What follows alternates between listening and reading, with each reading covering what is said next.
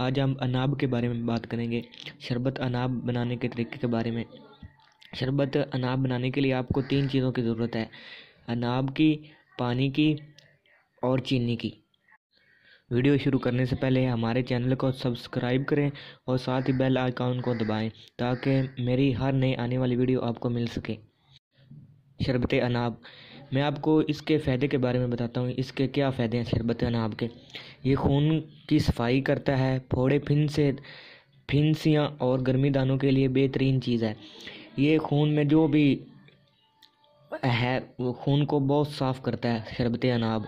और दाने हो, चेहरे पर दाने बन जाते हैं आजकल चेहरे पर लड़कों के दाने, लड़कियों के दाने बन जाते हैं गर्मी की वजह से, ये उन्हें भी ठीक करता है।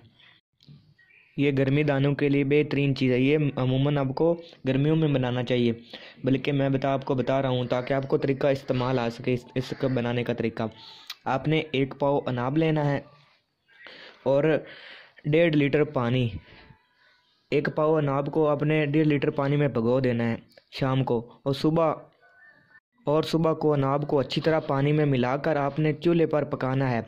जब पानी आधा रह जाए तो आपने उतार कर छान लें और इसमें 1 किलो चीनी डालकर दोबारा चूल्हे पर हल्की आंच पर पकाएं। जब मसलन शरबत बन जाए तो उतार लें और बोतल में महफूज कर लें। ये बहुत ही आसान तरीका था शरबत अनाब बनाने का। आप भी शरबत अनाब बनाएं और दुआओं में याद रखें। अस्सलाम वालेकुम।